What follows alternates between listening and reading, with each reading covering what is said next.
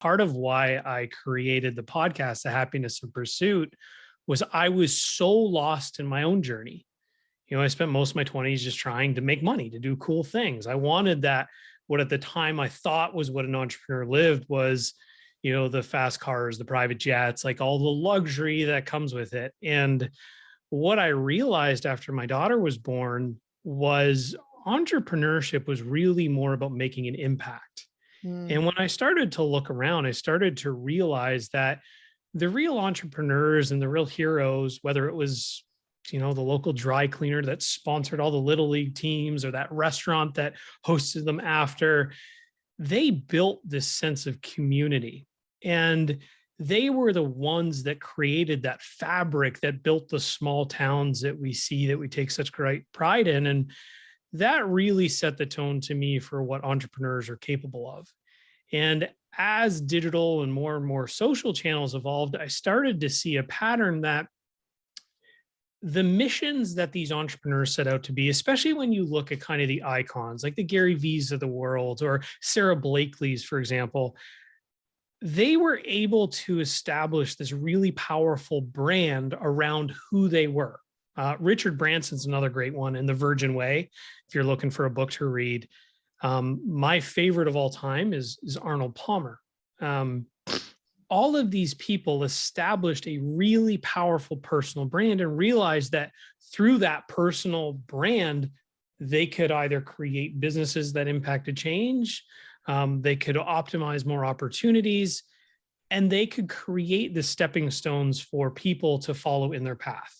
And no matter what level you're at, chances are you've acquired a skill or a knowledge or just a way to help the people behind you.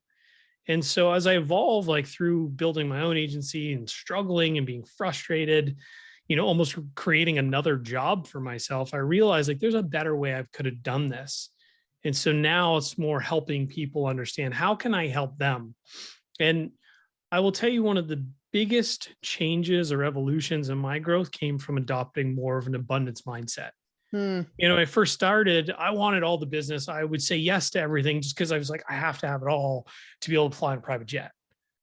But like, there is so much business and opportunity in the world that when you look at it from a state of abundance, if I can help 10 people start an agency that can go help 10 businesses survive or thrive or scale, I can make an exponential impact in the world. I don't have enough time in my day to help 100 individual business owners. It's not there. Mm. So I think that slow progression through all those realizations, I wanted to help accelerate people's journey to get to this point and hopefully surpass me and do what I'm doing 10 times faster. Yeah. Wow. Wow. And that is the impact of entrepreneurship. You wouldn't get there had you not gone through it on your own, or, been, maybe an employee somewhere else. I mean, these revelations come about because of the work. 100%. I think some of the biggest parts of my journey, and I took a very non-linear path to my career. When I graduated, I think in my senior year of high school going into university, my father had lost his business. And it wasn't necessarily because he made any big mistake. He just hadn't built a pipeline or mechanism to attract new customers. So I realized like marketing was a pretty powerful tool. Mm. And I realized like I wanted to be world-class. But the only way for me to be world-class was to put myself in opportunities to learn. So when I set out on my career path, it wasn't necessarily, this linear thing. I knew that I wanted to acquire specific skills to make myself a world-class marketer. So I worked in sales, I worked in wholesale, I worked in retail, I worked for a content agency, I worked for a trade desk, like all of the things that helped a business scale. I made sure that I put myself in opportunities at companies that would get me to conferences to learn, to expand my network, to put me around other people that were where I wanted to go. And now, having been fortunate to meet so many of the icons I value, and I'll be honest, starting a podcast was probably the best way to do that. Like it allowed me to tap into their genius, even for just 20 minutes. Yeah. But just having and adopting that learner mindset and being willing to take jobs that way beneath me, but knowing I could learn, that gave me the skill set now to be able to reach back and help people in a greater capacity.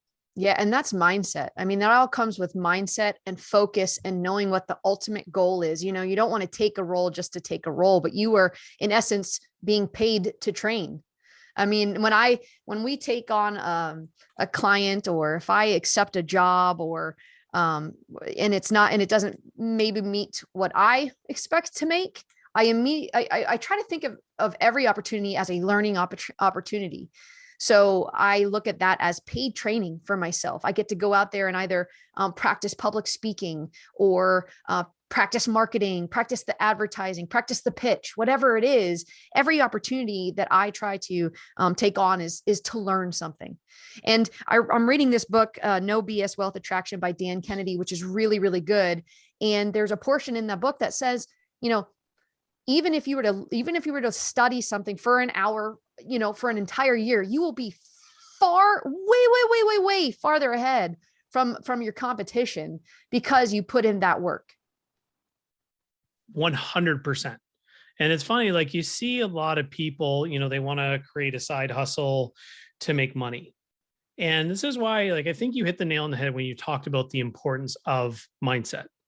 It is the single biggest difference between success and failure, because if you have an abundance mindset, failure is the thing you're gonna be like, okay, I learned a lot of lessons. I'm going to apply them and I will do better next time, or I'll share it and help those behind me. But when I look back and try to take a look at all the experiences I had, like some of my biggest failures from just trying different things, from starting an agency, like I have failed and probably made some of the single dumbest decisions for someone who's educated enough. Like I signed up for some program called like a Lawn Chair Millionaire because I saw it on some like late night thing back when I watched late night TV and there was no Netflix. Right. I was like, oh, sweet. I'm doing this thing, spent money. And I was like, why am I so dumb? Why did I sign up for this? Like I have no skills. I wanted to shortcut the system. But in there, it started to be like, well, what was it like about the online? What was it that made me want to buy or participate in that program? So I started to learn and dive into the psychology of what makes direct response work. And then I just pulled on that thread and I kept learning more and more to the point I just dove deep into like the psychology of how we buy. And I helped develop frameworks of trainings of how we build ad campaigns and what works in copy. So I think if people have any type of inkling or passion about something, it's worth applying that with a skill they already have. That's that cross section where it's like, okay, I'm going to do something that maximizes value. I love the subject of marketing. And now like I've acquired skills and continue to acquire skills that add more value to people. And when you can master that and start to maximize that value, that's when the rates start going up to the point where, oh, wow, this side hustle and the value provides greater than my full-time job. Or, wow, I hated that. I'm not doing that again. Yeah. But I learned something that I can carry forward.